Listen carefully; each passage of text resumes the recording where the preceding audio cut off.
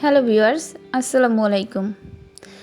এখন সিমের সিজন চলতেছে, আর সিমের বিচি পছন্দ করে না এমন লোক খুব কমই পাওয়া যাবে হয়তো।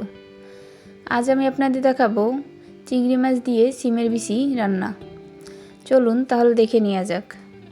প্রথমে এখানে আমি কিছু চিংড়ি মাছ কেটে ভালোভাবে ধুয়ে পরিষ্কার করে নিয়েছি। আমি এখানে বড় চিংড়ি নিয়ে নিয়েছি, আপনারা চাইলে ছোট চিংড়ি দিয়ে একইভাবে রান্না করতে পারেন।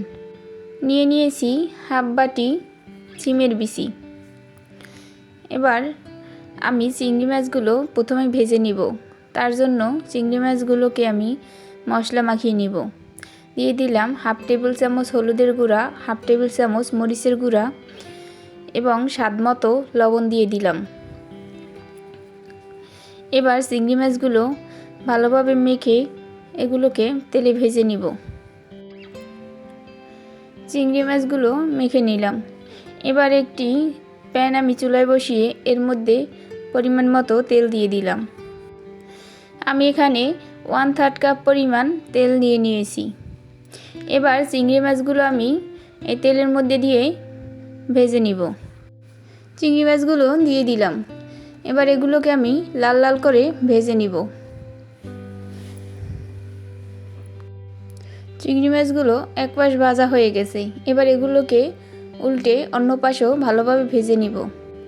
চিংড়ি মাছগুলো ভাজা হয়ে গেছে। এবার আমি একটি বাটিতে তুলে নিলাম। এবার ওই একই প্যানের মধ্যে আমি সিমের বিচিগুলো রান্না করে নিব। তাই এর মধ্যে দিয়ে দিলাম হাফ কাপ পরিমাণ পেঁয়াজ কুচি। এবার পেঁয়াজগুলোকে নেড়েচেড়ে একটু হালকা ভেজে নিব। পেঁয়াজটা ভাজা হয়ে গেছে। এবার এর মধ্যে দিয়ে দিলাম 1 টেবিল চামচ রসুন বাটা। বাটা মশলা পেঁয়াজ কুচির সাথে দিবেন না, তাহলে পেঁয়াজ কুচিটা ভাজা হবে না আর বাটা মশলাটা পুড়ে যাবে। এবার এগুলোকে নেড়েচেড়ে ভেজে নিব। কিছুক্ষণ ভেজে নিলে রসুনের যে আস্তে কাঁচা গন্ধ সেটা চলে যাবে। ভেজে নেওয়া হয়ে গেছে।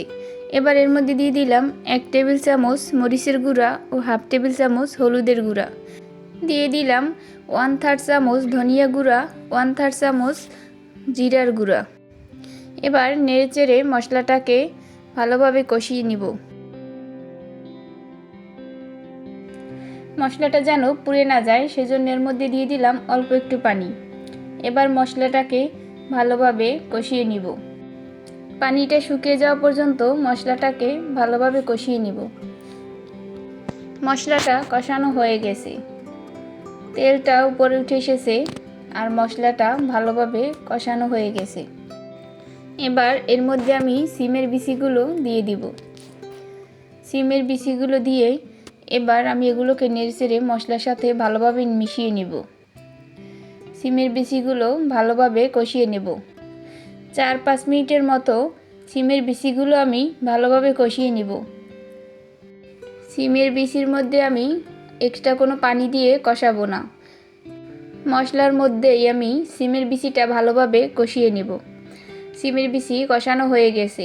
এবার এর মধ্যে আমি 1 কাপ পরিমাণ পানি দিয়ে দিলাম। সিমের বিচি যেহেতু খুব তাড়াতাড়ি সেদ্ধ হয়ে যায়, তাই এর মধ্যে বেশি পানি দেওয়ার প্রয়োজন নেই। 1 কাপ পানিতেই সিমের বিচিগুলো ভালোভাবে সেদ্ধ হয়ে যাবে। সিমের বিচির মধ্যে বলক উঠে গেছে। এবার এর মধ্যে আমি চিংড়ি মাছগুলো দিয়ে দিব। চিংড়ি মাছগুলো দিয়ে দিলাম। এবার এগুলোকে একটু নেড়েচেড়ে ঝোলের সাথে মিশিয়ে নিব। এবার চিংড়ি মাছগুলোকে এভাবে আমি রান্না করে নিব 10 থেকে 12 মিনিট। তাহলে এই ঝোলটাও টেনে যাবে এবং চিংড়ি মাছের তরকারিটাও হয়ে যাবে। এর মধ্যে দিয়ে দিলাম 3টা কাঁচামরিচ। দিয়ে দিলাম স্বাদমতো লবণ। লবণটা আপনাদের স্বাদমতো দিয়ে দিবেন। এবার এটাকে আমি ঢাকনা দিয়ে ঢেকে রান্না করে নিব। ঢেকে দিলে সিমের বিচিটা তাড়াতাড়ি সেদ্ধ হয়ে যাবে। ফিরে এলাম 10-12 মিনিট পরে। দেখুন আমার তরকারির ঝোলটা অনেকটাই টেনে গেছে। এবার এর মধ্যে দিয়ে দিলাম 2 টেবিল চামচ পরিমাণ ধনিয়া পাতা কুচি। ধনিয়া পাতা রান্নার শেষে দেওয়ার চেষ্টা করবেন, তাহলে রান্না থেকে ধনিয়া পাতার খুব সুন্দর একটা স্মেল আসে। ঝোলটা পুরোপুরি শুকিয়ে যাওয়ার জন্য আমি আরও 3 থেকে 4 মিনিট এটাকে রান্না করে নিব। ঝোলটা যখন শুকিয়ে যাবে তখন এটাকে চুলা থেকে নামিয়ে নিব। 3 থেকে 4 মিনিট পর দেখুন ঝোলটা অনেকটাই শুকিয়ে গেছে আর তেলটাও উপরে উঠে এসেছে। এবার আমি চুলা থেকে এটাকে নামিয়ে নিব। দেখুন তৈরি হয়ে গেছে চিংড়ি মাছ দিয়ে সিমের বিচি রান্না। দেখতে কতটা লোভনীয় লাগতেছে। আপনারা এভাবে যদি বাসায় রান্না করেন আশা করি সবারই ভালো লাগবে। এটা খেতেও কিন্তু দারুণ মজার হয়। আপনারা বাসায় এভাবে ট্রাই করে দেখবেন।